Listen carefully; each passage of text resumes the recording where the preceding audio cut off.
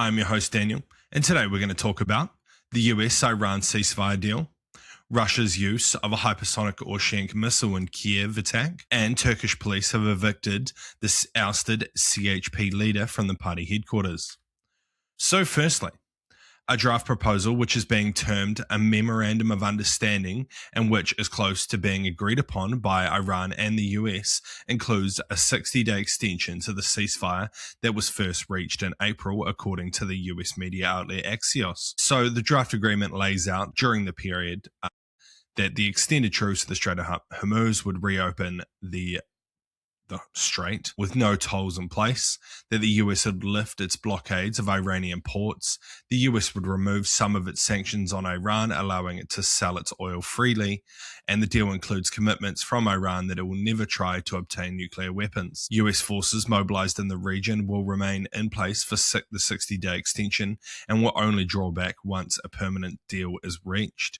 The draft MOU also calls for an end to the war between Israel and the Iranian-backed Lebanese-based militia Hezbollah. So what? I think at a base level that this is just a return to a pre-war situation with sanctions relief for Iran, which at basic terms is a huge failure for Trump and this military campaign.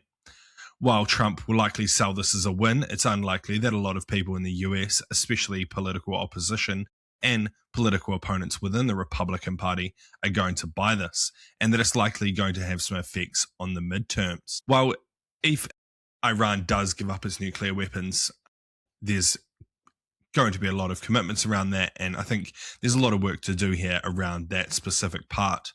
But at a base level, the US needs to open the Strait of Hormuz, so is willing to take a pretty bad deal for it. Yeah.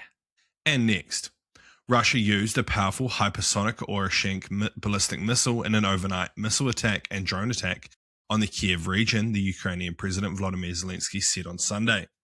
The Russian army later confirmed that it had used the missile, with the EU's top diplomat accusing Moscow of using a political scare tactic and the reckless nuclear brinkmanship.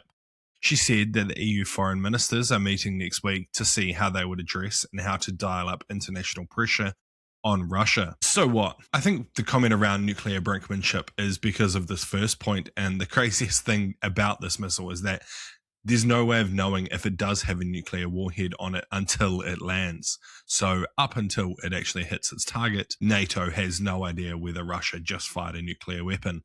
So, it's possible one day they just could, and we would have no idea until it hit its target. I do think it's unlikely that Russia is actually going to use a nuclear weapon, and that there's more of a scare tactic to show the West that they can do it and there's not much they can do about it, which, is somewhat true, but it could come with retaliatory attacks that Russia is unlikely to be able to survive. But yeah, still a pretty crazy situation over the weekend. And lastly, Turkish riot police on Sunday forced their way into the headquarters of Turkey's main opposition party using tear gas and rubber bullets to evict its ousted leader in Ankara. The move followed a court ruling on Thursday that nullified the 2023 election of Özgür Özel as the chairperson for the Republic's People's Party, also known as the CHP.